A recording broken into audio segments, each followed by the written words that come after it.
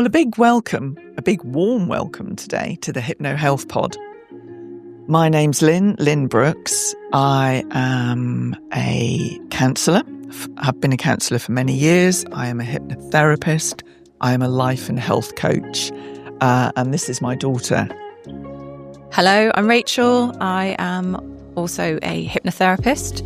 I also do lash extensions and spray tanning from a home beauty room. And we are doing an interesting thing together where we are launching some online and in-person workshops. So to enable that to happen, we wanted to create a podcast to put out into the world and see where it lands and see if it resonates with anybody. So here we are. True. So we both live and work in Somerset. And we've been in Somerset now. Rachel's been here longer than I have. So I see clients at home and online. And you can find me at lynnbrookstherapysolutions.com. It helps if you know your own thing, doesn't it? Starting off strong. Yeah, I know. So it really helps if you can say that straight off the bat, doesn't it? So it's lynnbrookstherapysolutions.com. Thanks. So you can find me there. So like I said, I work with people online and in person. So yes, so that's where you can see what I actually do.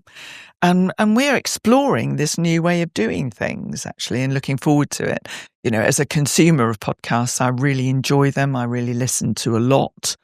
And some of them we'll be able to recommend as we're going along as well, and share some of our experiences as therapists and talk about particular topics. And some things clients will talk about, you'll be able to give us some steers to what you would like us to talk about. So, you know, we'll take it from there and see how it goes. Would you like to add anything to that, Ray? We've got a lot of life experience to bring to the party. So we've got a lot of good, fun, shared stories. And we have done a lot of things in our time. And we're happy to discuss anything, really. And everything and see where it goes. But predominantly, we are looking at the hypno space with health and well-being, concentrating initially on weight loss, health and fitness and all the things that go alongside with that. Yes, indeed. Yes, we have got a lot of experience between us. Because we've tried every single diet, every have. Disgusting thing, everything that you should do, everything that you shouldn't do. And we have yo-yoed and been up and down and all around the houses with all that kind of stuff, as most people have. And I think a thing with us is we are going to keep it real for people. And it's about incorporating good habits. Yeah. But having a bit of fun along the way. You still got to live your life and do your thing. And we will be having fun together, because actually when we do get together, we don't stop talking. No. We don't stop talking about everything under the sun. So there are, like Rachel said, there are no topics that are off the table. No, this could go any way at all. Yeah, and we're okay with that, we think. Yeah, exactly. Slight surprise face. I don't know where you want to go first, because I've already had a question in already. Weirdly, I was at the hairdresser the other day. Well, not weirdly that I was at the hairdresser, but weirdly I've already had a question in.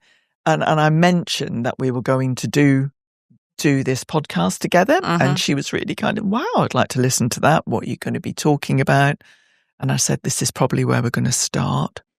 And she did say, are you going to talk about weight loss jabs at all? It would be rude not to, as they are literally everywhere. The world is full of GLP-1 content. So yeah, we should absolutely go there. Yeah, we do have to. You can't not address it now, because it is quite literally everywhere. You know, even the health secretary, Wes Streeting, is on record as saying that he wants all obese people to access it. Currently in the UK, there are 500,000 using it. 500,000, and 90% of those are accessing it privately. So, you know, it was brought in for a specific reason to help with diabetes type 2, and that's great, and that really helps. But he was also on record as saying that he wants the UK to be fat-free in 10 years. Now, for me, there are so many issues around that. So many issues that I'm a little bit uncomfortable with. I might be proven wrong, but I honestly think the side effects and the long term, we just don't know enough yet to make a broad statement. And it's not going to be suitable for everybody to take these things because of whatever underlying health conditions or things that they've got as well. There's going to be a massive issue with people getting their hands on this stuff who should not be taking it. There already is. You've already seen the likes of Kate Moss's sister, Lottie Moss. She got a load of Ozempic, backstreet, took it, made herself really ill, ended up in hospital. She didn't need to be on it. You need to have a certain BMI. To get it, even privately, people are abusing the system already, and that's a big danger. Mm-hmm. And we were chatting before we came into the studio today about the amount of people that are taking it. Unless you make those lifestyle changes, you're going to end up in a worse place than before you started. Yes. I was listening to a podcast the other day, actually, and it was Dr. Jack Mosley talking. He's got a new book out, and let me just check what is the book called. It's called Food Noise. Now, I haven't read it myself, but I heard him talking about it, and I think I will get the book and I will read it. But he was making some really interesting points. So Jack Mosley, for people who don't know, is the late Dr. Michael Mosley's son. So they come from a long line of working with people with health issues, eating issues. And Michael Mosley did loads of things around there. So his son, like I said, has written this book called Food Noise. First of all, what is food noise? What does that mean? Do you know, what does that mean to you? Feeling hungry. Okay. But are you hungry? You're just wanting to eat for a particular reason, to satisfy something. That's true. I mean, and food noise is everywhere. And he described it really, really interestingly. He said it's very much like what all of these GLP-1s do is block out the food noise, and that's he put it like it's like wearing noise cancelling headphones, which takes away that food noise, that chatter. Ever. Absolutely. Best invention ever, until you take them off. And then the food noise comes back with a vengeance, with a renewed ferocity, really. So it doesn't cure anything unless you change anything. And we know, someone, I mean, say Robbie Williams himself, who was actually using these for his own weight loss issues, he actually contracted scurvy. And we shouldn't be hearing about that. That's 16th century sailors and pirates. I didn't know that about Robbie Williams. Really? No way. Apparently so. Don't quote me. Exactly. Don't come at us, Robbie. Yeah. See me. We'll put it in the show notes. Yeah. We'll fact check that.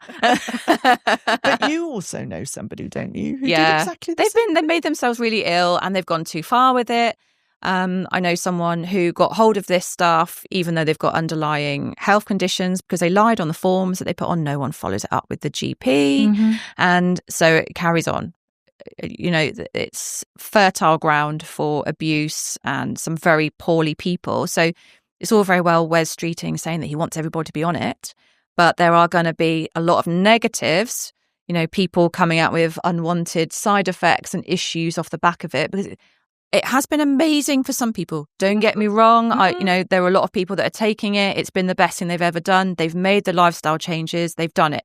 I'm not here to knock it. There's no judgment from us. No. Whatever way you are, controlling your weight to be healthy, to make those lifestyle changes, to look after your health, you do you. We'll support you 100%. But you do have to be realistic that you cannot take this stuff forever. We shouldn't really be taking this stuff forever if they do offer to let you stay on it forever or microdose it or whatever the latest thing is that they're going to come out with.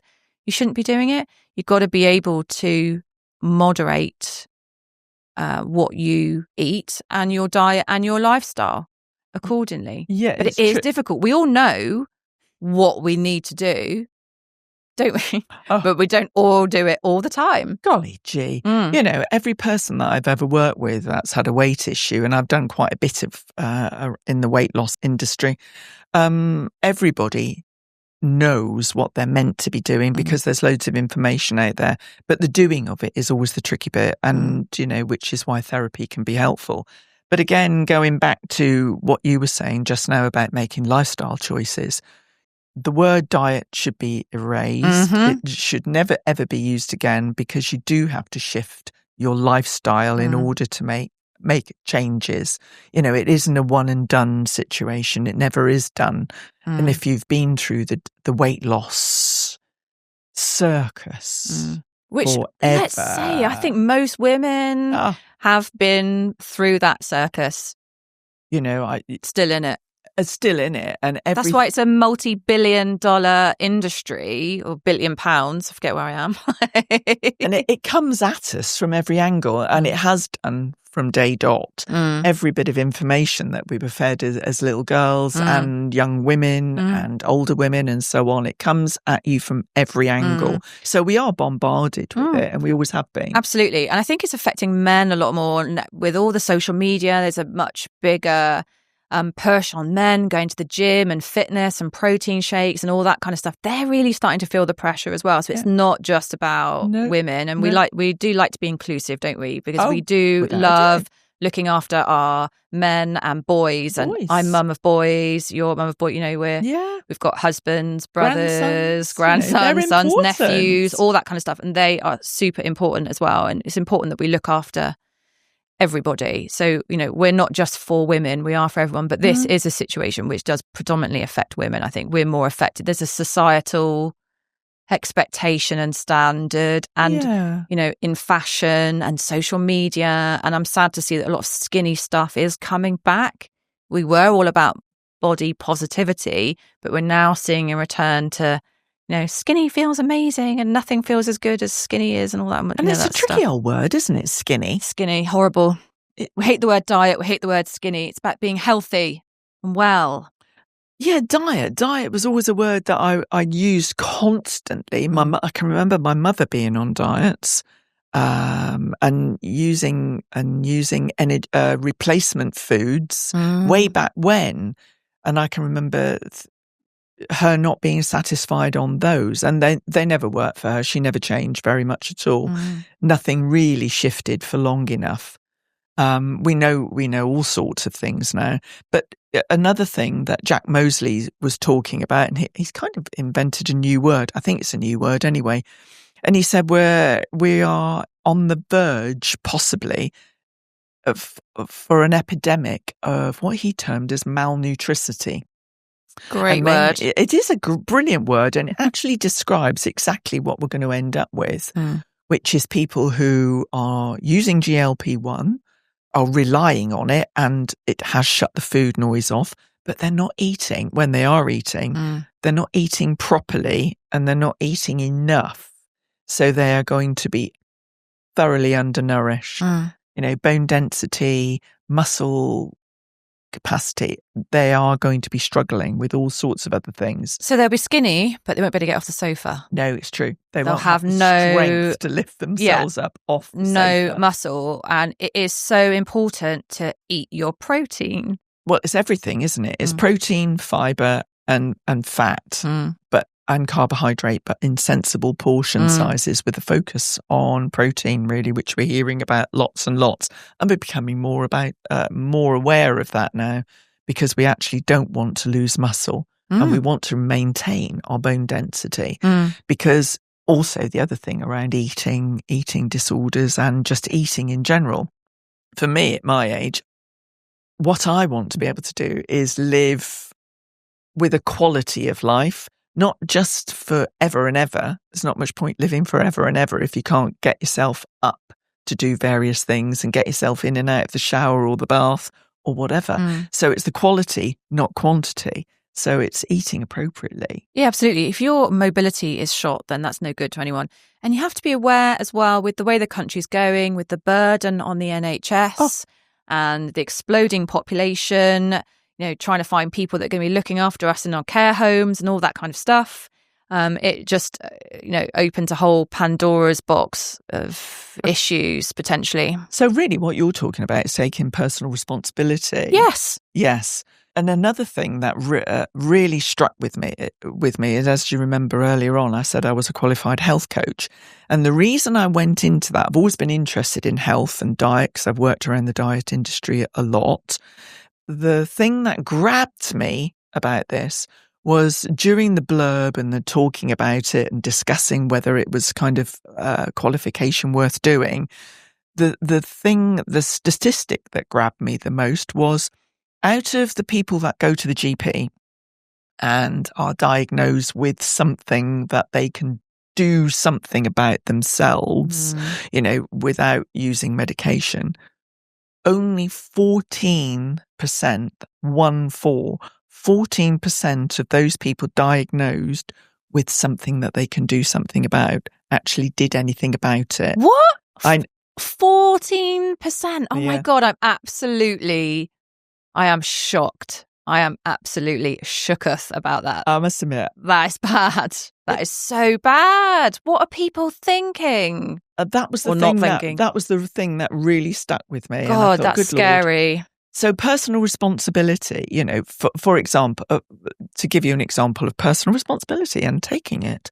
Obviously, I take personal responsibility for my weight, but my weight went up several kilos.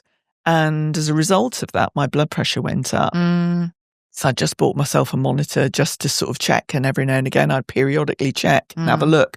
Well, it went up to high, it went up to the red zone. And I kind of thought, no way. No way am I going to take anything that if I don't need to and if I can do something about it myself. So I did. I got on the old time-restricted eating bandwagon, reduced my weight, just really looked at what I was eating while I was doing that and took a bit of extra exercise, got on my exercise bike and pedaled away for a little bit and then some extra steps in and just monitored it. It didn't go crazy, but I monitored it and got my blood pressure down to normal. I do not want to be taking, unless I have to. There may come a time when I have to do something and I've got to do it. Yeah. And there'll be lots of people out there who can't do what I did and for various reasons. For whatever reason, If I have to take prescribed medication, then I will. But if there's a way around it and I don't have to, then I will follow that route. Yeah, absolutely. And that's what I'm aiming to stay toward. Well, once you go down the route of having to take medications, you end up getting side effects, different things mixing with different things. You end up taking other medications for other stuff. And then it's a bit of a slippery slope then, isn't it? Once you get on all this stuff. Yeah. So for me, again, therapy, and if you need help with that, need help with taking personal responsibility. Yeah. And some people find it harder to do than others. Not everybody was. Everybody wants the magic bullet, really, that the cure-all for everything. Hence why there's, how many million, 500,000 people or something? 500,000 people. Taking GLP-1s because they're an easy option. And that's a concern. Out of those 500,000 people, how many of them are actually looking at what they're eating or what they're not eating? They're completely starving themselves so they don't feel hungry. They're not eating anything at all. Your body will take the weight loss from wherever. It's not just going to take your fat, it's taking your muscle and everything else as well. It's so bad for you. You're going to be super, super unhealthy unless you deal with it properly. My issue is a lot of these people, a lot of these companies are prescribing it. There's no follow-up. They're not talking about lifestyle, what people should be eating. They just sort of say, are you following a balanced diet? The person's going to say, yes, tick that box, and away they go without actually thinking about it.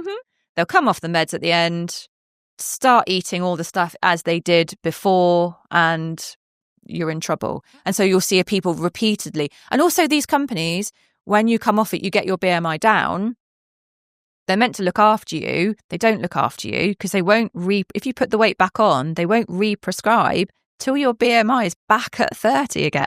And what a strain you're putting on your body if you're yo-yoing up and down like that. I mean, I've yo-yoed the same 14 pounds for the last 20, 30 Haven't years. we all? Yeah, exactly. We're not angels, No. No. And also there's the dangers with all these, we're talking about Manjaro specifically because that seems to be the most popular one. They're calling it the King Kong, whatever. But there's your Ozempics and your Wegovy's and all that kind of stuff as well that have got different, semaglutide and all these different ingredients and stuff. but they're all of the same ilk. And you do have to be super, super mindful with them. You've also got the issue when you come off them, you haven't got the support, you're worried, you've got the anxiety about putting the weight back on.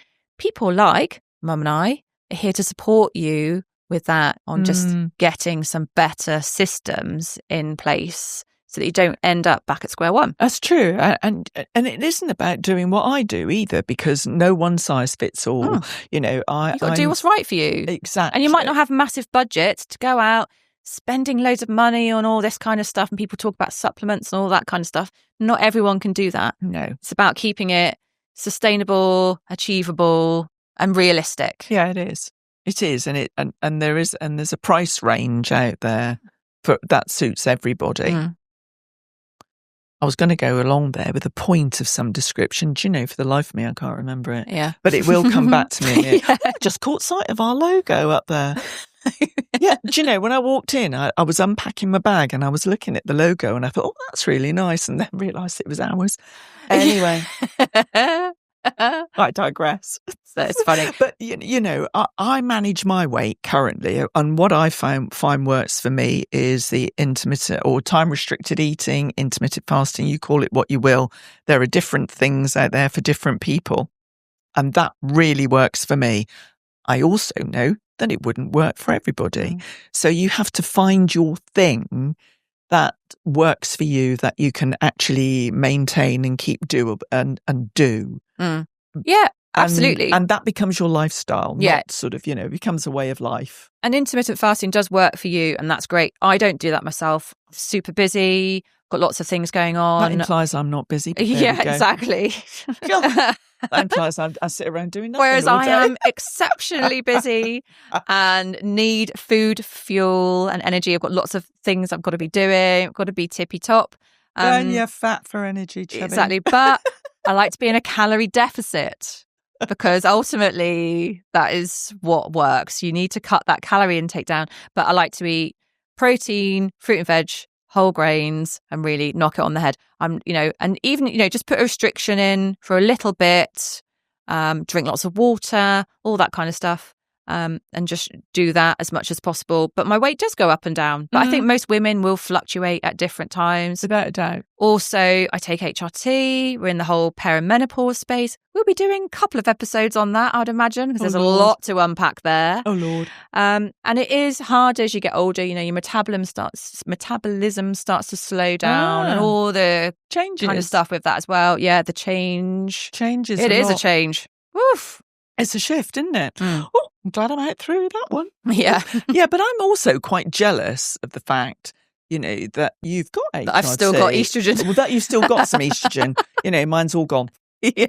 I am a dried up husk of the thing, and I didn't have any HRT. And the reason for me not ever doing HRT in the first place was because I had a benign lump removed from my breast when I was about, 45, something like that.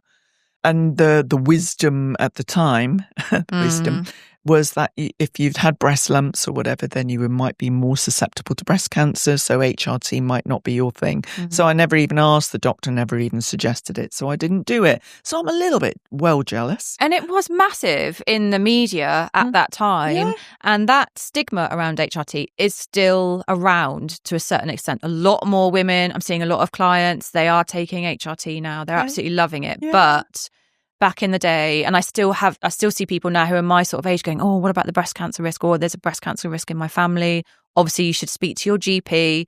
We're not here to diagnose, tell anyone what they're supposed to be doing, all that kind of stuff. Massive disclaimers. But, what is right for somebody else, is not going to be, personally for me, I slapped the HRT patches on and never looked back. I'm so jealous. But it did take me, a good year, 18 months to get my head around it. One, I didn't really know what was going on. I was kind of in it. Then people said, oh, you should take HRT. And I was like, oh, I don't know. I think I can just wing it and get through it myself. Until I had such bad brain fog that I couldn't remember the name of the woman that was standing next to me at work. There was a lot of information that I could not recall. It was bad. So no, I got the patches on and that was great. That was a lifesaver for me, definitely. And those night sweats, they were killer. And I need my sleep. Something else we can do episode on. Sleep. Sleep. It's absolutely the key. If your sleep pattern is out of whack in any way, shape, form or fashion, then nothing heals properly. You can't process what's been happening to you. You don't deal with stress. There's so many things around sleep. So that's one of the first things I would actually do with an anxious client is encourage a better sleep regime with them. They call it sleep hygiene, but you don't have to be clean about sleep. Let's have it right. You can, but it's kind of getting a good rhythm and encourage the best quality sleep you can get. Yeah, absolutely. Yeah. I'm a big sleeper. I need my 8 hours as I'm absolutely evil. My husband would completely agree with that. He knows what a grumpy cow I am if I've not had my Zeds. I can remember you when you were about 18. Well, maybe it was a tad younger. I can't remember. Oh, yeah, it probably was. You were a little bit younger, I think. You slept the clock. Oops, Daisy, I hit the mic then. Yeah. Soz. Rookie. You slept the clock round. Yeah. I had to come in and poke you and make sure you were still alive. I needed my sleep. I still need my sleep now. Yeah. I am bad. I am bad for it. Yeah. I need my 8 hours. Yeah. And it is important. And I do appreciate the regenerative benefits of good quality sleep. So, and we know with our clients as well, they come in, stress, anxiety, you ask them how their sleep is. It's not good, is it? In most cases? So generally, there's some disruption, particularly with women. There's a lot of sleep disruption, and either they're coming from the anxious end or they're coming from the depressed end. Whatever it is, it's kind of interrupted sleep, and it could be because of the menopause, or it could be because they've just had children, or they're super stressed. Yeah. The many joys of being a woman and the many stresses that will affect your sleep and do you in. Yeah, whether you want them to happen or not, with hormones, we've all got them. And hormones, we're kind of at the behest of them sometimes, or it's felt like you're held hostage to a hormone, if I'm honest. And many women will feel like that because they don't want to feel the way they're feeling. But boy, you can't just help it. You can't turn it on or off. And I think that sometimes that's quite difficult for people who not experience it to get their head around and think, why are you like this? What's changed? And because you can't see it. So there's such a lot to go around there. And the first thing to do really with those kind of candidates for me when they come in is to reduce their anxiety and just bring the noise, the internal voice down a little bit, turn it down a notch, reduce anxiety. And that's why hypnotherapy can be such a great tool, which I guess you're already finding out already. Yeah, people are seeing so many benefits just from coming in and having a couple of sessions or from listening to an audio recording and things. And I love it myself as well. And I see the benefits of it. When I started, Mum's obviously a counsellor, has been how many years? Golly, far too long. I qualified in 2001. Back in the good old days. So I am currently studying counselling and psychotherapy, and I'm just going into my final year. So I'm just about to start my placement. Part of my course was we did hypnotherapy. And I have to say, to be honest, I was not interested in hypnotherapy at all. I thought it was woo-woo. I took the piss out of Mum that she did it because we thought, oh, here she is. She thinks she's Paul McKenna and she's going to make us all dance around like chickens. But that's what people think hypnotherapy, or hypnosis, stage hypnosis is like. And of course, hypnotherapy is not like that. Clinical hypnotherapy is a useful tool. A useful tool. It's completely different and it does work for everybody. And even before doing the hypnotherapy course, I'm keen. I do a lot of yoga, particularly a lot of yin. And our yoga teacher would do a progressive muscle relaxation with us, which is a massive part of hypnotherapy. A yoga nidra, again, hypnotherapy is all about relaxing. So now I completely see the benefits. And I remember one of our first sessions at college, shout out to my first year tutor, Ruben. He did a group hypnotherapy session on us and I went so deep. So deep. And I don't know what he said, but whatever it was absolutely amazing. Yeah. And it was the only qualification that I've ever done and passed. So I reckon part of his script was telling us about how successful we're going to be as hypnotherapists and how we're going to pass the course. And it's going to be amazing because, yeah, it's the only qualification I've got until now. The only qualification you've got? Yeah. I left school without anything. Do you remember? I had to go and do a vocational qualification and then did some stuff afterwards. Literally nothing. I think I blotted some of that. Yes, I dragged myself up, mother. And here we are. Came the long route. Yeah, we've both come the pretty way. Yeah, we have. Absolutely. Yeah, it just led us to where we are now. We've done a lot of life stuff and we did not choose the easy route. No, we haven't chosen the easy Unlike route. my brother, your son, who chose a really sensible, steady Eddie route. I think he learned from us and thought, I don't want to do it that way. He looked at us and thought, no, that isn't for me. Absolutely not. Whereas I am chip off the old block. And yes, we do. Everyone says we look like sisters. I get it. I don't know about that. She had an easy life. I've had a really hard life. Yeah, Got I had her easy as a paper mother. round. Funny. Oh dear. But anyway, back to, I didn't realise you came out of school with no qualifications. Yeah. I honestly didn't realise that. Shows what a bad parent I was. That's another conversation for another time. Another one. Yeah. How aware of your children were you? It's because I faked it on my CV for so many years. Probably. Yeah. They were feral. They wrote their own notes home. Yeah. She did really well. I was wild. Sorry about that. I'm so glad I had boys. I wasn't exactly a genius, though. I wasn't burdened with the genius route. I've learned much more since leaving school, quite honestly, because I've learnt about things. In fact, my education has cost me a fortune. I have paid for my education and it's cost me a fortune, quite honestly, because I didn't know what I really wanted to do. I went down the nursing route and very, very quickly. But that gave you a good core to go off and do, and it led on to so many other things, didn't it? So many other things, because I think if anything, I'm burdened with natural curiosity. Yeah. Want to learn new things. I want to learn new things. Oh, that's where it came from. Yeah, I think it is. People that know me are like, oh, another one for something else for the memoirs. What are you doing now? Well, doing this. But it's all led us to where we are now. To where we are now. And we really like working together or being together. We love each other's company. Yes. You know, you have great energy. And so do you. Well, that's nice to know as well. But it's also, you know, our clients will, hopefully, you know, clients will vibe off of that. Some will, some won't. Exactly. You know. You find your people.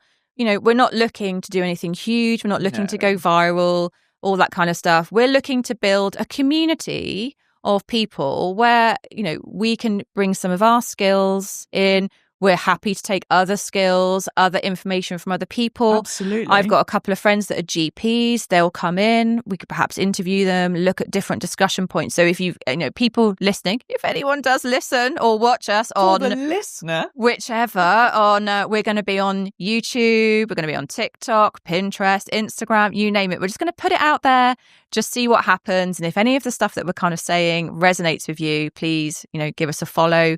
If you've got any questions for us, send us a DM, send us an email. We'll put a lot of our information in the show notes. You can find us on all the socials. Our email is transform@hypnohealthworkshops.co.uk. Time for remembering it. I know. I thought I'd get that in quick. Well done. A little call to action. See what I did there? I did. Very impressed. Tell I'm not used to this stuff. Yeah. Hey, We're on it. We're on it. We're doing it. It's happening. Yeah. Look out. Yeah, look out, world. Oh, my goodness me. What we should say as well, if people do want to join our email list, if they send us an email and they want to be kept informed of bits and bobs that we're doing, we will send you a 10 minute audio recording. Should we do it for? We haven't made it yet. What should we do it for? Sleep? I think sleep's really, it's the key. It's the key to everything. It's the key. So let's start with sleep. Yeah. So in between recording this and it going out into the world, we will actually record something for sleep, an audio, and we'll send it to you. We do one each. Fine. And you lovely people can get the choice of me or Rachel. It's not a competition, mother. Or either. Absolutely. It's a competition. Yeah. Oh, God, here we go. Bring it. Yeah. How many clients have you got off the back of the podcast? We'll see. None. Yeah. So, yeah, we'll see. So, yeah, if anything's resonating with you, do get in touch with us. And, I describe myself to potential clients as being Marmite. Some will, some won't. And I kind of understand that. And actually, on a serious note about choosing to go and work with a therapist, I would advise anybody, if you're looking for a therapist, whether you want in person or online, is check around a little bit, have a look, maybe get a recommendation if you can, or get to talk to the person before you make your final decision. And don't just go for the first one that comes along. But if you do, then you do. And if it's me, then that's great. Yeah. And if it's me, great. Also great. I'm looking for a supervisor at the moment. If anyone is offering any reduced rate supervision for students on placement, that would be fantastic. But I was, funnily enough, just looking this morning I'm using the counselling directory just to have a look and see who's out there and see what people are saying in their bios and thinking, who do I work with? I'm quite interested at the moment. I'm quite interested in psychodynamic stuff, attachment theory, things like that. That kind of piques my interest this week. But every time I do a new module at college, it's something else. So it'll either be addictions, it'll be anger, it'll be bereavement, it will be your common or garden anxiety, stress and depression, which, let's face it, we're all feeling one of those at the moment, pretty much everyone at any one time. I don't think there's anyone that's not been touched by some sort of mental health. I do know one person who claims never to have been touched by that, but we won't go there just yet. We will talk about our significant others as we go along. So now we know exactly who it is. Yes, who that is, yeah. So we will, and I think an important thing for the podcast as well for everyone to know, we've got our significant others. My mother is a therapist, the joy of that. My husband is also a therapist. So I'm completely surrounded by therapist Scorpios. So I'd like to think I could elicit a little bit of sympathy for that. Elicit sympathy. Okay. For any other fellow Scorpios out there, jump to my aid, please. I know. Whether you believe all the woo-woo about hypnotherapy, hypnotherapy, horoscope, woo-woo about hypnotherapy, Freudian slip. Clue. So we've touched on Manjaro. There is a lot that we can talk about with that. But we are here to help clients with that. We'll answer questions, anything that we don't know, we will find out the answers to as well. Because like we were saying, GLP-1s, they are new. They are quite scary. They're not a quick fix. They are a miracle for some people. We get it. And we're reasonably plugged in. So if we don't know the answer, which guarantee we won't. Yeah, we'll know someone that does. We'll know someone who does. And we'll endeavour to find out for you and get you some decent information. Yeah, so absolutely. Cool. Okay. So should we talk a bit more about hypnotherapy for people who don't know what it is? Yes, indeed. That might be a good thing if you're happy to do that. Well, talk about it for... Yeah, just what it is. So what someone would expect if they decide they think they've listened to us and they still think that a hypnotherapy approach might be a good one for them, what can they expect? It depends on the type of hypnotherapy that you practice, I guess, and mine is solution focused. In fact, all of my therapy is about solution focused. It's about looking at where you are now and where you want to be. Clearly, that doesn't mean to say I don't listen and I don't want to know about your past history, because clearly that plays into what you are. But ultimately, and it's about telling your story as well, and that's very important for some people. But for clinical hypnotherapy, solution focused, it's where you are now and where you want to be. So it's finding the end result that you want and working backwards, which is what solution focused is all about. So for the first appointment with me, I would allow at least an hour and a half. Sometimes it's a little bit less than that, but if you allow an hour and a half for questions and so on. So that first part, I will take history. I'll find about who you are, medications that you might be on, siblings, in lots of questions. Not too many. But just around sort of lifestyle and kind of where they're at the moment. What you sleep. Do you take medications? Do you have IBS? Do you drink? Do you drink? How well do you sleep? Which is key, obviously. And what's the presenting issue? What was the thing that brought you here today? What was the final straw that what's your turning point? Made you pick the phone up? So then we go through that, and then I will do some chalk and talk, the old thing. And I particularly like to do it either on a flip chart or a whiteboard.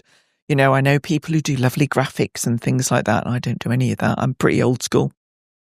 So I like my markers and my pens, and I will, just do a quick diagram of the brain and explain about the little bits about the primitive brain and your intellectual brain and why we feel the way we do, and explain a bit about that, explain a little bit about REM, which is rapid eye movement sleep, and why that is so important to healing, different levels of sleep, stress bucket, and how all of it impacts on the way you think and feel. And as soon as you do that for clients, I do that usually even with counselling clients as well. I used to do it just for hypnotherapy clients. But as soon as you talk to counselling clients about it and explain this little bit that takes 10, 15 minutes, penny drops immediately. And they can see themselves where they are in that, where they might be stuck. And they can also see people around them and where they are with that as well. For example, the person I was working with last night instantly saw where they were. They saw where their partner was as well, and what's been impacting them for years. So that helps people feel calmer immediately. Then I explain about how hypnotherapy works on the brain, and how it's there designed to replace messages or add something else in, a different story. And then they decide if they want to do it or not. And if there is time, I can do a quick PMR and show them what it feels like, or otherwise we'll wait till the next time and do a full thing. But it's nice if you can do a little PMR, which is a progressive muscle relaxation, because you do get a taster of what's to come. And I think that's really important. And I think clients then are going to leave already feeling like it's had an impact on them, and they're going to feel a bit more relaxed. Yeah. No, that's good. Yeah, show them how they're going to sit, how they're going to be, that no one will touch them, that they feel completely safe, that they will always be covered by something as well, a light blanket. That they will not be clucking like a chicken. No, and reassure them that, nobody will touch them or anything like that, because, that's definitely... Yeah, you're in a safe space. They have to feel very safe. And I think, if you're coming to see a complete stranger out of nowhere... You've never met me before, you've never been and sat in my therapy space before, then you need to feel as safe as you can that no one's going to be bothering you in any way. No, absolutely. Yeah. To really get the full benefits of it. Yeah, definitely.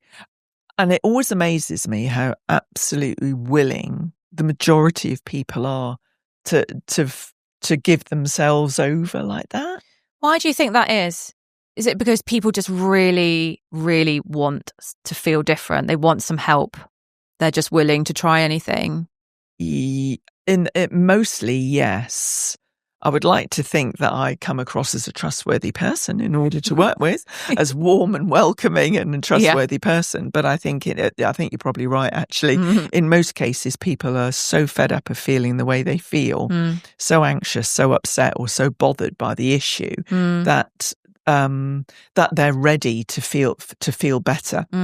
I've only had a couple of people that they're more reticent, and one person had to see me a couple of times just for counselling to begin with, so that they could get, build up their trust, which is fine, and I totally accept that. And one person who has to face the other way from me completely and shield themselves from me completely. Really? Interesting. Yeah. They never want to be covered with anything. They never want to lie down, but they're quite happy facing the other way in the chair and holding a cushion. So it's kind of going with the flow with what people feel comfortable with. So they're able to receive the benefit. So you became a counsellor first, didn't you, before you became a hypnotherapist? Now I'm doing it the other way around. So I've done hypnotherapy first and now I'm doing the counselling. And I think the two go really well together, don't they? They're very complementary of each other. Hand in hand. Because do you find, because I'm finding, obviously I can't do counselling for people, I'm not qualified. I can do life coaching and motivational interviewing and all that kind of stuff. And there's a small element of counselling with hypnotherapy. Do you find that a lot of people, they come for counselling but actually could do with a couple of hypnotherapy sessions first to ground them out, just to relax a little bit before they start talking about stuff? Yes. And do you have it the other way as well, where people come? Yeah. Right. I've had it both ways, where people haven't realised that I've been a hypnotherapist. They've come for counselling because they've found me on the counselling directory or someone's recommended me. And they don't realise that I've been a hypnotherapist or I am a hypnotherapist. So, and I've suggested it, or they've heard me mention it and say, oh, what's that about? So then I'll explain a little bit. And we've dropped it in. Other people have stayed fully counselling. Some have stayed, we've drifted from hypnotherapy into counselling. Yeah, because actually what they've come for has brought up other things potentially. Yeah. Absolutely. The presenting issue is rarely the issue. The issue that's brought them That's out. just how it's coming out at that time. Absolutely. Yeah. Which is interesting. So we've done it both ways. So we've gone into hypnotherapy and we've gone out, and some people, they walk in, they go, no, next time I'd like a hypnotherapy session. But when they come in, they actually just don't stop talking, and we've gone off down there again. So as you can tell, I'm reasonably person-centered and client-led. I will work with what for example, yesterday I had a bit of a plan about where to go with the client that came to see me yesterday. That went completely out the window when the client came. Completely out the window, because what they walked in the door with was something else that needed to be addressed. Right. Interesting. So I don't plan generally. I'm not much of a planner at the best of times. We're not, because hence why we ended up here with absolutely no script, no social media following, no nothing. We're just busy in private practices doing what we do normally. And we're like, no, we're going to do this. So we thought we'd do the podcast first and then grow an audience off the back of that. So that's just how we roll. Freewheeling. We are. Chuck it out in the ether and see what happens. See what happens. Yeah. And that's worked well for us so far. But that's a really interesting way of working with clients. And it's an interesting question, because what came first, the chicken or the egg? Yeah, thing, really? absolutely. And it's a question of both. And obviously now with health coaching, people get a bit of cheeky health coaching every now and again as well, even though they're not paying for that particular issue. That's a whole different That's debate. not what they've come in for. But we're going to start a whole new stream of clients coming for different things, where the health and wellbeing coaching will come into it, because it's so important, I think, at the moment, more than ever, with all this, the stuff that's going on. So you asked me the question. So at the moment, at where you are right now, how is that how do you think that is going to work for you, or translate into how you perceive your practice going forward? Well, when I did hypnotherapy, I did counselling level 3 at the same time, but I could already see how important those counselling skills were with hypnotherapy clients coming in. And often clients come in, they don't really know what they want, and they've tried different things. They might have been to counselling elsewhere, but haven't clicked with that particular counsellor, and they've gone, oh, counselling's not for me, or because they've had one not very positive experience with a counsellor, which is why it is so important not to take the first one, to shop around, have a look, reach out to different people and find someone that you click with, which is, the same with hypnotherapy as well. But I do think it's important. I think we've got a responsibility as well with that whole person-centered stuff to do the best thing that we can for the client. And I think you use a lot of intuition with stuff like that as well. Someone comes in And you get, so right. you get a feel for what they want and sort of how you can help them. And I think with hypnotherapy, I do think, controversially, I think all hypnotherapists should have counselling qualification as well. I'd agree. You would agree with that? I would agree. I do, because I think when you've got someone in the hypnotherapy room, they've come for something. I mean, they might come for something specific, like a phobia, fear of flying, or smoking cessation, or whatever. Fantastic. But like you say, most people, fantastic. Yeah, fantastic. Needles, phobias, fantastic. Yeah, flying. It's all that kind of stuff. It's really good for that. But it is great for, helping with, feelings of anxiety and stress. But you've got to look at why those people have got that anxiety and stress. They haven't got that anxiety for no reason. Sometimes they don't know why they feel anxious and stressed. So it's really just kind of breaking it down and helping people explore.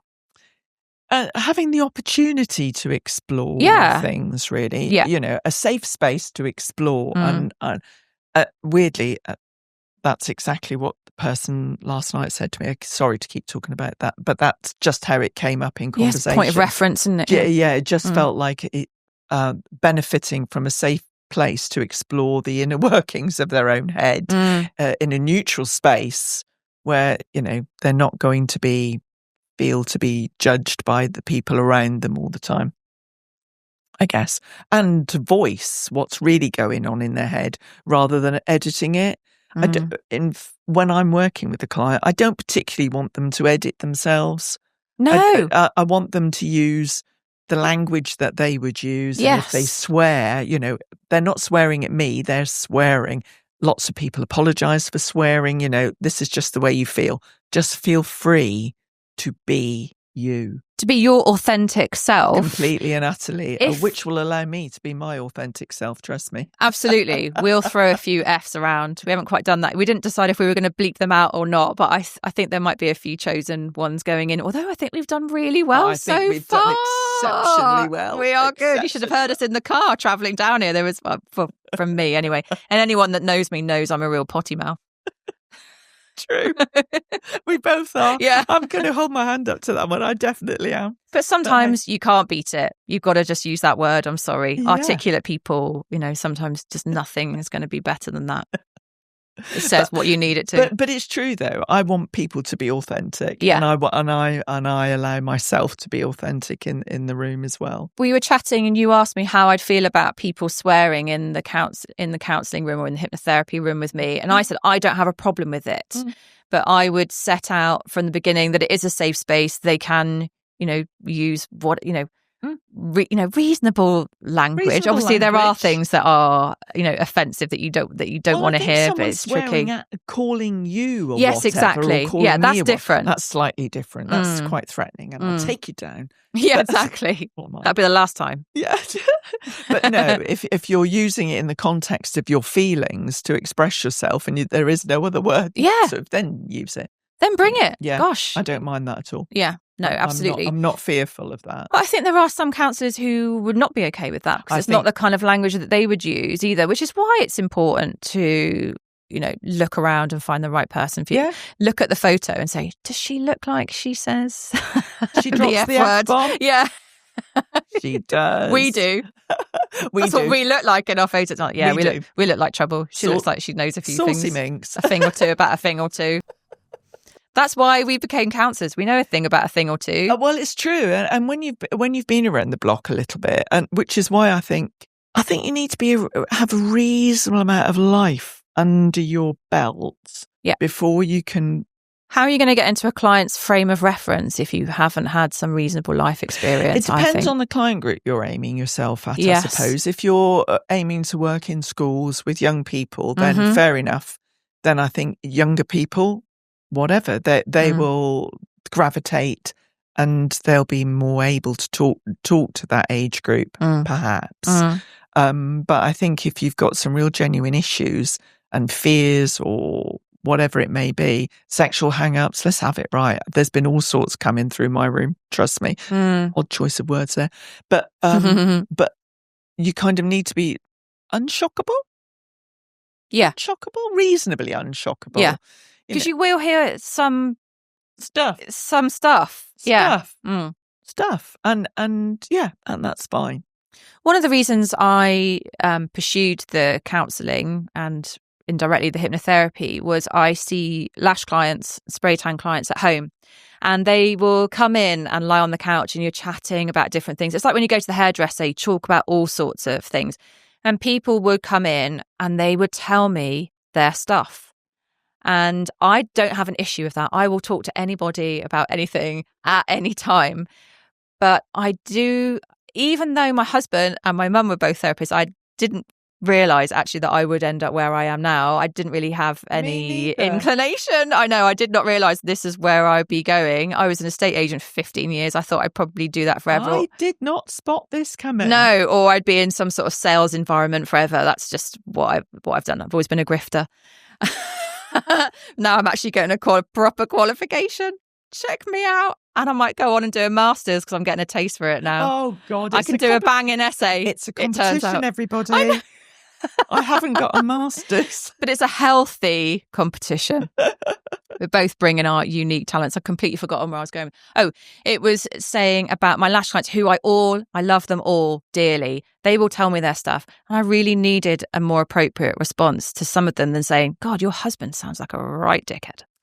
You know, it's not always the most appropriate way to deal with stuff. So it is nice. And I have to say, doing the counselling qualification has completely changed how I communicate. And I never realised actually how hard it was to really, truly listen to somebody.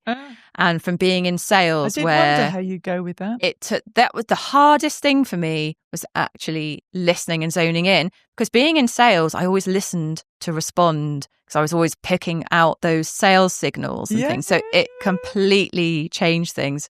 And now looking, podcast aside, percentages of how much I talk to how much my clients talk, there's been a massive shift and I'm a lot quieter listening in. There? Yeah, I know, yeah. My clients will be putting messages and comments on the things if they listen to this going, yeah, that's bullshit. She talks the whole time. But I love it when they come in. I'm like, how have you been? What's happened since I last saw you? You know, how was that wedding, or how did this happen, or how did your job interview go, or la la la. And I'm really heavily invested in them. So boundaries is another thing that I've had to be really mindful of going forward. I love a whole discussion about boundaries. Yeah. They're so important. Yeah, so important. And having been someone historically who's not really had very good boundaries, the power of saying no. And that's a complete sentence and all that kind of stuff. Honestly, it's changed my life, really. The way you communicate. It has. The whole listening thing. I think I gravitated towards training to be a counsellor, mainly because people would tell me stuff from a really young age. People would just talk to me about stuff. Do you think we're empaths? Do you think people look at us and think, you know, they do feel comfortable? I often wondered about stuff like that. I think people feel comfortable talking to us. Because you don't. People always feel comfortable telling me their stuff as well. I'm amazed at some of the things people tell me. You know, I'm quite shocked. Yeah, but you wouldn't do that with anybody, would you? No. People don't. I mean, some people do tell everybody everything. You? No. I'm very selective. Me too. Super selective. Yeah, too selective, probably. I am heavily guarded. Have been. But I'm working on that. I am very, very selective about who I tell my stuff to. But I've discovered that people happily tell me stuff. So I thought, going into counselling just felt absolutely supernatural. It felt like something I had to go and get a qualification for, which is, this sounds a little bit big-headed, but I actually felt I was doing it already without the qualification. Well, yeah, absolutely. Really and truly. I just had to do some reading and a bit more understanding about why. So much reading. Yeah, so much reading, so much understanding, and so many different theories to slide down. Well, yeah, because you go down a massive rabbit hole. Oh, without a doubt. And I used to have quite black and white thinking.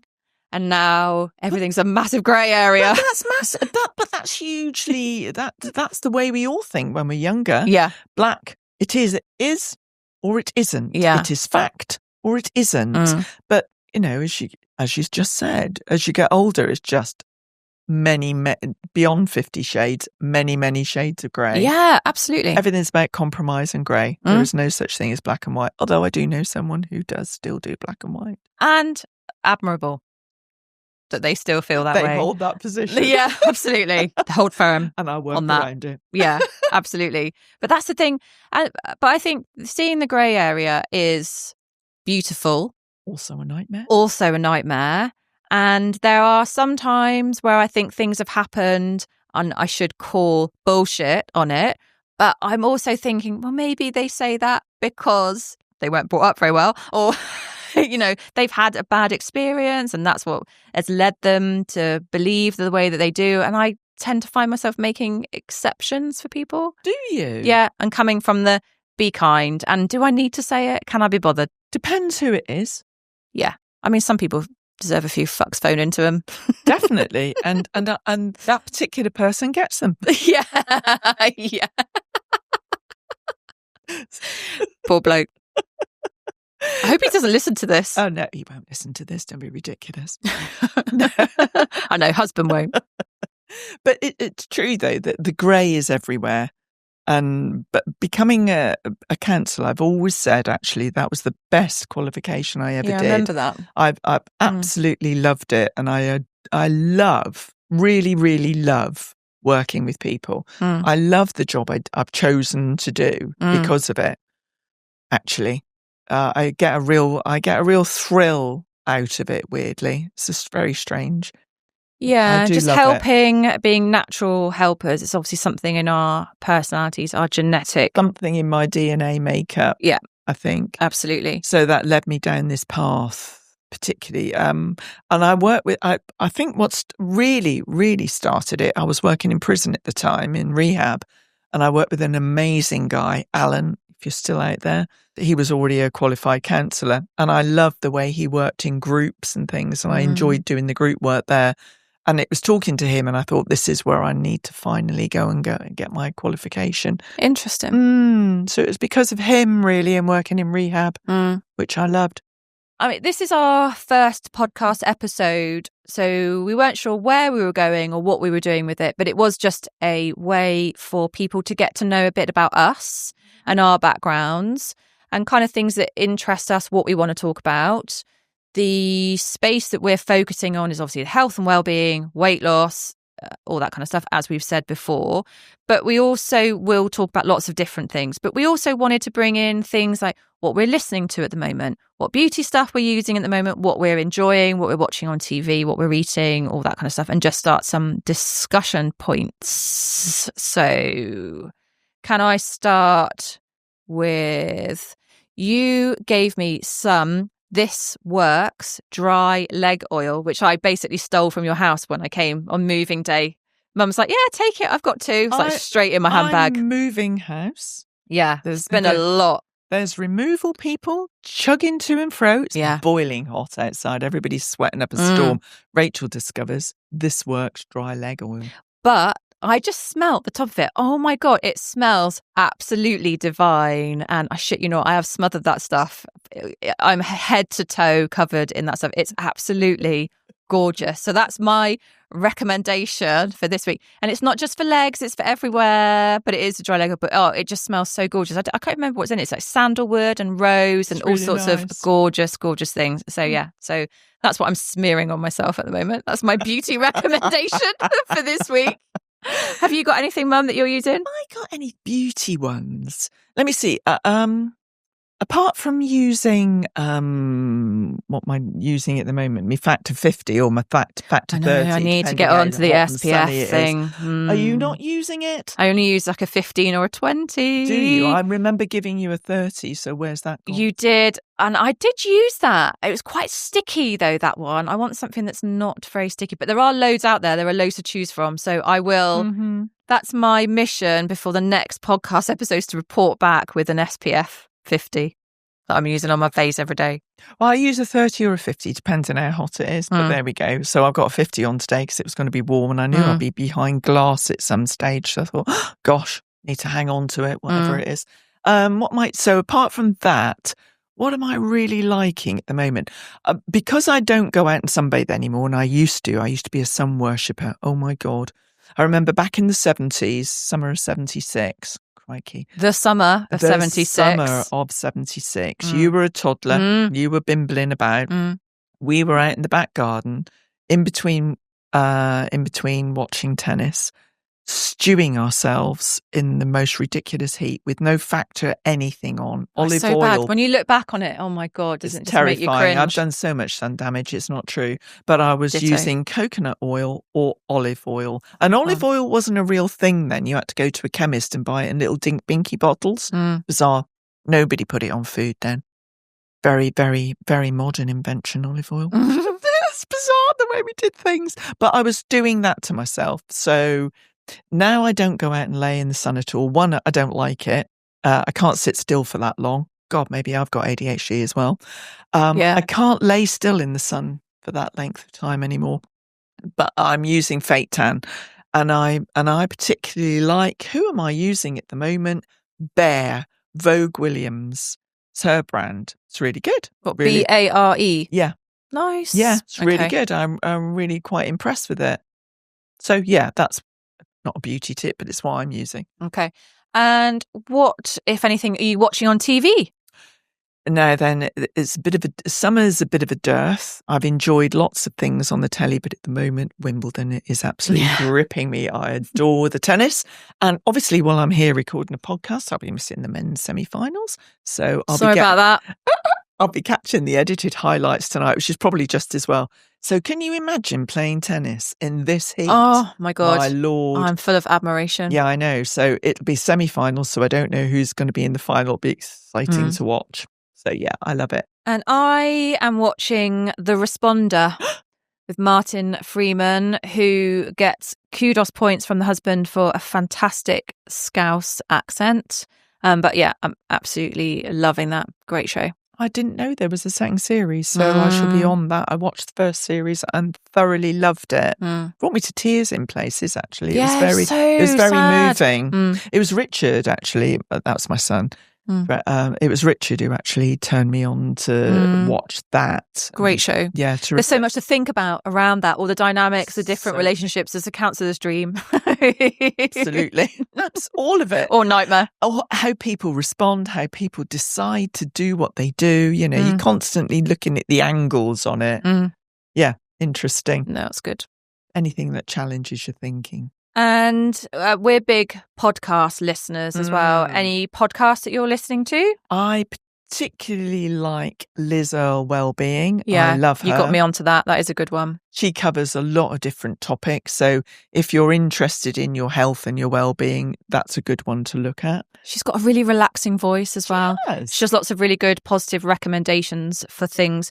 Not all affordable necessary for the average person, but it's all good tips and tricks and all that kind of stuff, and general conversation as well, isn't it? Definitely. And she has some really good guests on as well who have got some really interesting knowledge about certain niche areas. So if you've got a particular health issue or whatever's going on, she's got a big back catalogue as well. So there's plenty to listen to. So you don't have to listen to them all. You can listen to the ones where that's kind of particular relevant subject matter for you, which is good. And I particularly like that one. Is there anything you listen to? I like, my old school favourite is This Is Entertainment with Richard Osman and Marina Hind. That's the podcast I always listen to a new episode every time it comes out. I just find it completely fascinating, all the stuff they talk about with TV, reality TV, you know, various things behind the scenes stuff. I just find them really, really interesting. Yeah, it's interesting you say that, because, you know, you recommended that one to me and I listened to it as well religiously. Marina does talk like 20 to the dozen. She fits all the words. Occasionally you just want to go, whoa, slow down, Marina, please. But she's fantastic, and she has amazing vocabulary as well. She does have a good vocabulary. Great use of the English language. They both do, actually. And they're both really interesting people. They've got lots of life experience and experience within the sectors that they talk about, and they go off and do their research on various things as well. But no, I really like that podcast. I listen to This Is Politics. Also good. I like the news agents as well at the moment. I haven't got into that, and I might do, and I meant to download that. So that's something I will take away from this, is listen to the news agents as well. It's interesting. It's really nice to hear long form conversation. Absolutely. Rather than just these little sort of snippet here and a snippet there, because that's all they think the general public can cope with is a snippet of things. I like a long form conversation with two opposing people having a sensible debate, a grown-up debate and discussion without people falling out, but hearing different sides and points of view on politics. And they're both Rory Stewart and Alistair Campbell. Great. I love them both. Interesting. Yeah. I don't watch the mainstream news anymore. I just find it so completely depressing. I might catch the news if I'm listening to the radio or something in the morning, the headlines, but I tend to stay away from that. I don't think it does me any favours listening to too much of that, because it is just basic, tiny snippets of all the bad things that are happening in the world. I would like to choose to do a deep dive, long form, on something that's current that I feel like I should know about. Yeah. Yeah, to get a much clearer understanding about it rather than sort of like the gory headlines. Yeah. You know, when we were eating supper last night, Dawes actually flicked the news on us and I'm not sure I actually want to watch this bit, really. I've got the headspace for Not that. really. So should we flick back to Wimbledon highlights? Yeah, it's a need to know. If you can't do anything about it. And I just wanted to watch Sabalenka. But she got beat yesterday anyway, on a different topic. Oh, I don't watch any tennis. I'm completely out of that. I don't know what's going on. What's happening? No. So there are other podcasts I listen to. Amanda Wakely has one. It's funny, I'm rocking her handbag, one of her handbags today, actually. That orange one is nice. Amanda Wakely. I listen to hers and she talks to various people about their style influences. Yeah. That's quite interesting and soothing. And she always has a guest on. So that's quite good too. How to Fail with Elizabeth Day. That's quite an interesting one as well. I dip in and out of that one. Yeah, it depends who the guest is. Absolutely. She had Dawn French, I think, on recently. That looks quite interesting. I haven't listened to the whole thing yet. And I do like a bit of Davina McCall. Okay. Begin Again. Love a bit of Davina. Okay. So anyway, I listen to Fee Glover and Jane Garvey. Yeah. I like to listen to them. I don't always agree with them. No. But I like to listen to them. It's nice to hear different points of view. It is. Oh, and the other one I listen to is Older and Wider. Do you still listen to that? I God, do. You've listened to that for a long time. I have listened to it for a long time and it irritates me actually. Because but you still listen to it. I still listen to it. And it's a weird thing. It winds me up. It's a habit. I find myself shouting at the radio. You need some hypnotherapy for that. I do. Get a cure for that. But they're interesting, but they're women of a certain age. Yeah. They're both a little bit young. Jenny Eclair is a little bit younger than me, about 5 or 6 years younger than me. And the Judith is a couple of years younger than me. But I just think, come on, ladies. Get with the programme. You sound quite old sometimes. You think, golly. So, no, I don't know why I listen to it, really. Maybe it's to draw comparisons of how not to be. And, you know, what sort of an older woman, I don't know. I've got some real issues around that, I think. Something you need to work through? No. In supervision? No, not at all. I'm quite comfortable with my thinking. With a more youthful approach to life in general. Yes, and there's nothing wrong with that. No, and I forget sometimes how old I actually am because I just don't feel it most of the time.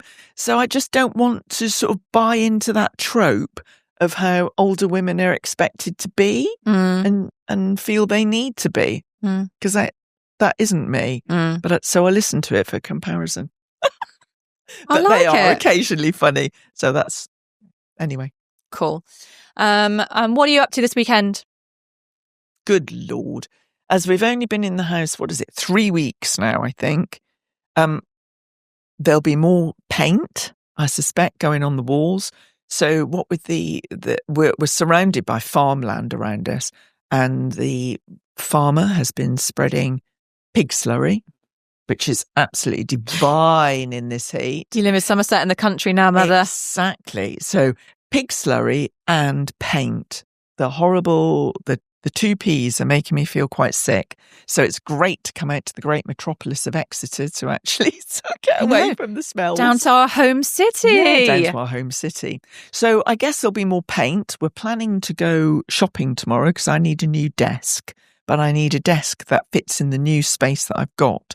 And I've seen one at Bridport Market. It was quite expensive. Oh. It was obviously. Is that in the vintage quarter? Oh, Is it the vintage quarter? Defo. Yeah, lovely. We like a bit of vintage. Upcycle. It was a Danish design, but I loved it. It was clean and sensible. Nice. And Bridport's lush. It is. And Kev said he would buy it for me.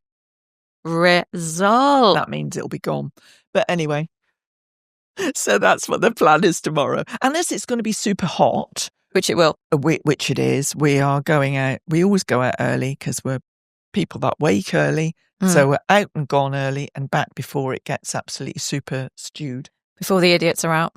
That's the one. As they're arriving, we're legging You're it. going we're home. Up the road. Get me home right now. Absolutely. Yeah. And we always say at exactly the same time, "Ooh, good job we're leaving now." Exactly. You don't want to be out with the masses. No, Yeah. plus you can always get a parking space. Absolutely. So what am I doing this weekend? I've got college work to do.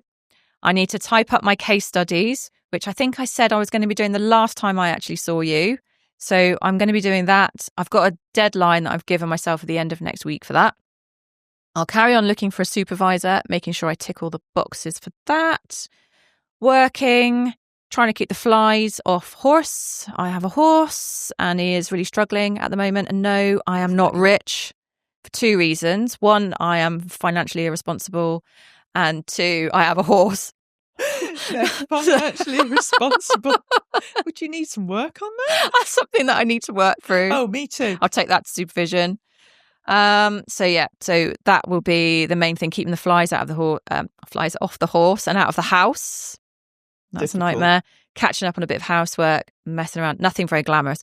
Next weekend, I'm away in the Brecons walking with my friend. We're on a girly weekend. We're doing 2 nights away. Oh, that'll be lovely. We're going for a long walk. Hopefully, I'm not going to lose any more toenails, unlike the last time.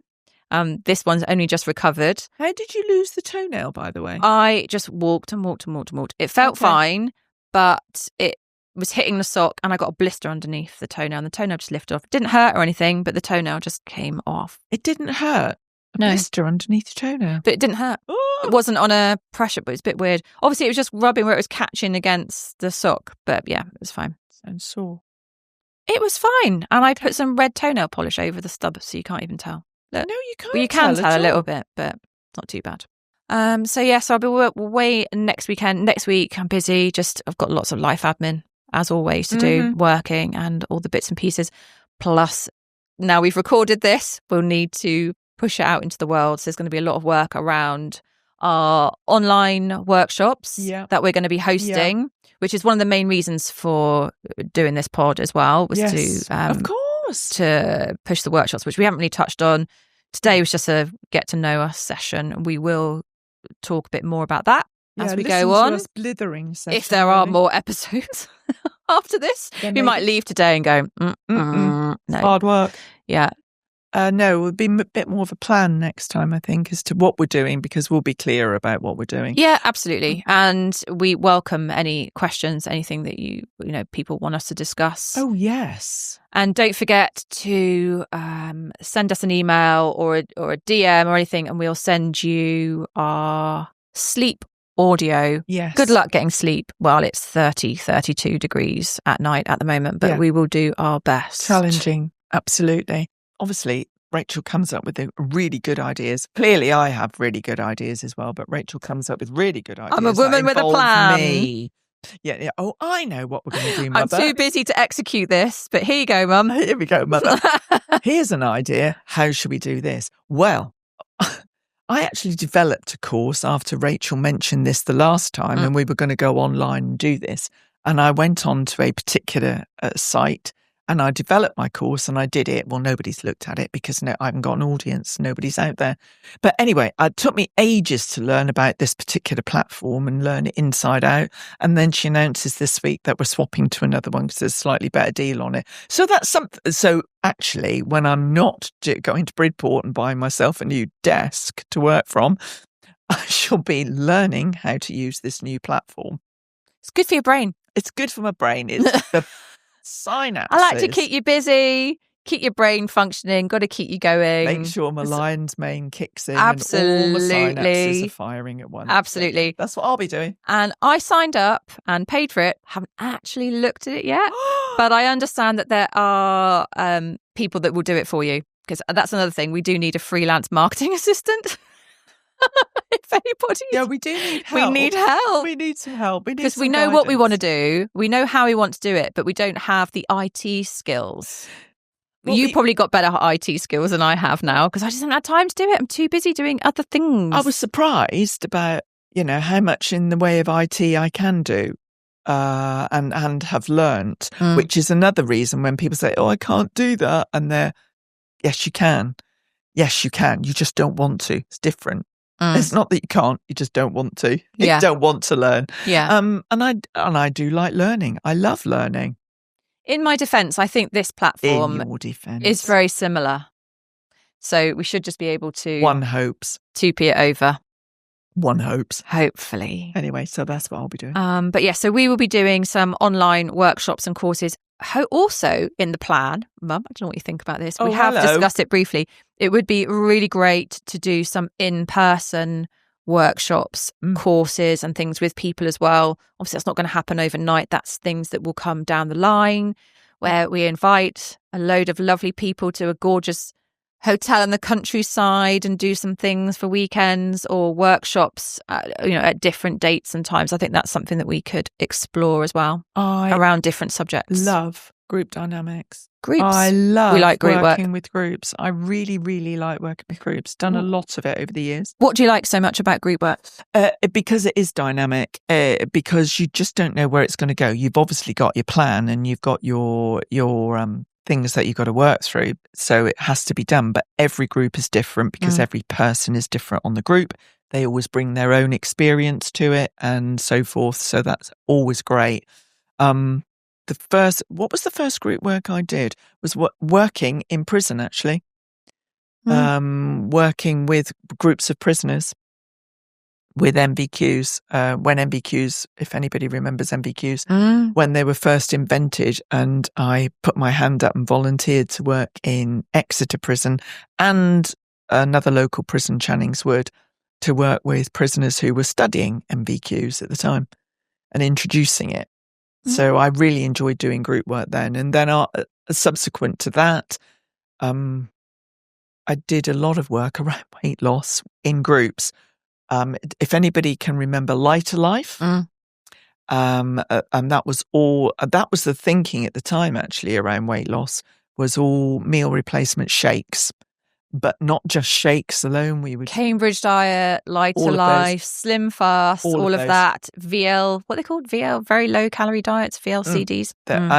And that was the thinking at the time. But not just replacement shakes, but actually doing lots of group work around it as well. This is what they need to do with the GLP-1. This is true, and which was very different to the way groups had gone before with, say, Weight Watchers, Slimming World, things like that, where you go along and you say you've lost half an ounce and everybody would give you a Yes, and you get weighed in front of everybody. Yeah. We don't do anything like that. No, nothing when we're doing our weight loss stuff. We're not naming and shaming and scaling and all that kind of stuff. So in fairness, Lighter Life were way ahead for their time. Yeah. Although the thinking around very low calorie diets, and I know that is still used in some instances with some people, but the thinking has changed a lot since then, and we all go along with what the best thinking is at the time, and we appreciate that the science shifts all the time. So we're kind of aware of where we are with that. But they were way ahead of the game with doing structured group work, single sex as well, because male and females have different issues with around weight loss. Yeah. Quite different. So we didn't want to mix them up. And frustrating that the husband can just knock a bit of milk out and lose half a stone in a week. And I'll literally not eat anything apart from air and mung beans. That's the frustrating thing with male and women. So males coming in saying they've lost a stone and the poor partner has only lost a couple of ounces. Deeply frustrating, and it doesn't help keep people on track for long enough. So no, they were way ahead of their thinking. So I did a lot of group work around that, and I loved it because the dynamics, what would come out of that, the stories that would come out of it, individual stories, the whys, the reasons for remaining fat. do we use Yes. the word fat? Hidden agendas, secondary gains. All of those things are really interesting. So, I love doing group work, and again, working in drug and alcohol rehab where there were structured groups around there, strong groups, real interesting, challenging groups. I love a group. So good. That's where we are. So now you know where we are, kind of where we're going with it. We wanted to just be our authentic selves. So you can see us, see where we're at. We're hoping that you will come along with us. I hate to use the word journey, but it is a bit of a journey, a bit of a discovery, just to see, where we're going, looking at different things, how we can help, what our niche is, where we're at. But we just wanted to have a go and put some stuff out there. And we thought just doing a podcast would be a fun way to spend a sunny Friday afternoon. And why not? Exactly. So on that note, it's been quite a long one, I think, today, because there's quite a lot to cover. But then I think we're good. We don't know when the next episode is going to be and what the gap will be between episodes. So join us for a bit of a discovery session, and we'll find out where we're going to go with it. And we'll let you know when we know. Basically. Yeah, I think that's true. Yeah, if you like it, then just let us know. And if you don't, then keep it to yourself. Yeah, absolutely. We don't want any dodgy reviews or anything at this stage in the game. And trolls will be removed. I'll set husband on you.